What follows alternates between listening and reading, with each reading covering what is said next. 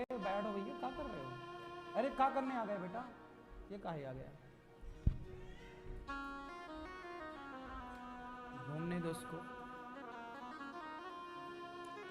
मौसी कहाँ गई? कथा सुनने आई है? मस्त।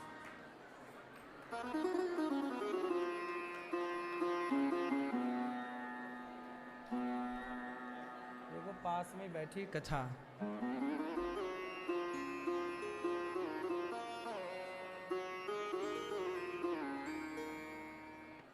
यहीं रहती हैं ये। देखो इसे पाला नहीं है, ये किसी और के घर की है। यहाँ जाती है, किसी ने पट्टा डाल दिया। पहले यहीं रहती थी तो यहाँ से कोई पकड़ के ले गया, उसने अपने पट्टे वट्टे पहना दिए। यहीं रहती है ये, स्वतंत्र घूमती रहती है बिल्ली मौसी। और जब से मौसी की कृपा हुई है मौसी की, तब से चूहा महाराज गायब हैं। हाँ, तब से चूहा गायब है बिल्कुल। अब चूहे मारने की दवाई रखो तो पाप लगे। सबसे बढ़िया मौसी ले आओ। सही है कि नहीं? लेकिन पालना ऐसे नहीं कि तुम बंदी बना लो। अब देखो ये पूरे में घूमती रहती है, इसे पाला नहीं। इसको बढ़िया दूध रख देते हैं, पीती है, बाकी ये कर्र कर्र चबाती रहती है चूहे। बढ़िया है, ईश्वर ने साफ सफाई के लिए बढ़िया बनाया है। अब तुम दवाई जहर ले आते हो बाजार से खरीद के चूहा मारने के। पहले के जमाने में सबके घरों में बिल्ली आया करती थी, तो बिल्ली सबसे बढ़िया होती है। बिल्ली को ना बेचारी को बदनाम कर दिया। अरे बिल्ली रास्ता काट गई, अशुभ हो गया, थोड़ा शिकार बन गई है। आपको पता है अंग्रेज लोग बिल्ली का रास्ता काटना शुभ मानते हैं, और हम लोग बिल्ली का रास्ता काटना अशुभ मानते हैं। सच्चाई तो ये है, ना ये शुभ है ना ये अशुभ है। वो अपना जा रही है, तुम अपना चलो। किसी के जीवन में ऐसा होगा, किसी के रास्ते से बिल्ली निकल गई और वो आगे गया, कोई नुकसान हो गया, तो लोग अरे बिल्ली ने रास्ता काटा था तो रुका नहीं इसलिए ऐसा हो गया। वो फिर मान्यताएं चली आई, तो ऐसी मान्यताएं समाज में प्रचलित हो जाती हैं जिनका कोई लेना देना नहीं होता। समाज में कुछ ऐसी मान्यताएं चली आ रही हैं आज भी।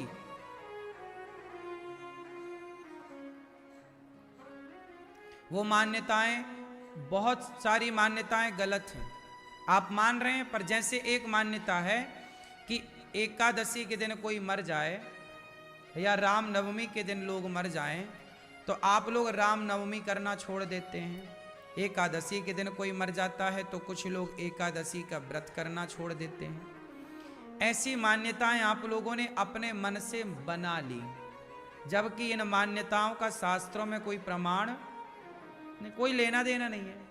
भाई आदमी तो मरेगा ही। दिन कितने होते हैं? 300।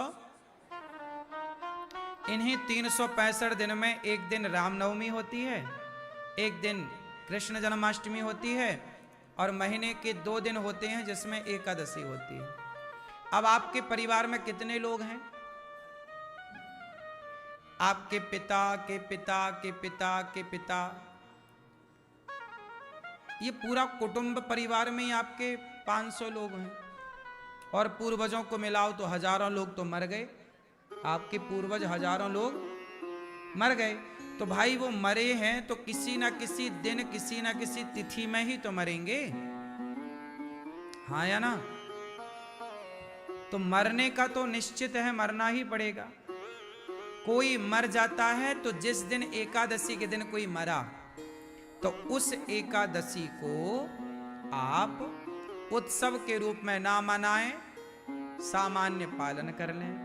तो ये कहा गया भाई आज एकादशी का हमारे घर में रोज उत्सव होता था, लेकिन आज किसी की परिवार में मृत्यु हो गई, चलो भाई दुख का व्रत है, सामान्य तरीके से कर लो, उत्सव ना मनाओ। तो उत्सव मनाने का मना किया था, एकादशी करने का मना नहीं किया था। फिर अगली एकादशी आई तो बोले आप कह रहे फलाने मर गए थे, अब एकादशी नहीं करेंगे। क्यों? फलाने मरे थे तो क्या आपने खाना छोड़ा था? निंदा करनी छोड़ी थी? चुगली करनी छोड़ी थी? गलत काम एक भी नहीं छोड़ा, तो व्रत करना काहे छोड़ दिया? भगवान का तुम भजन ही तो कर रहे थे, गलत क्या कर रहे थे?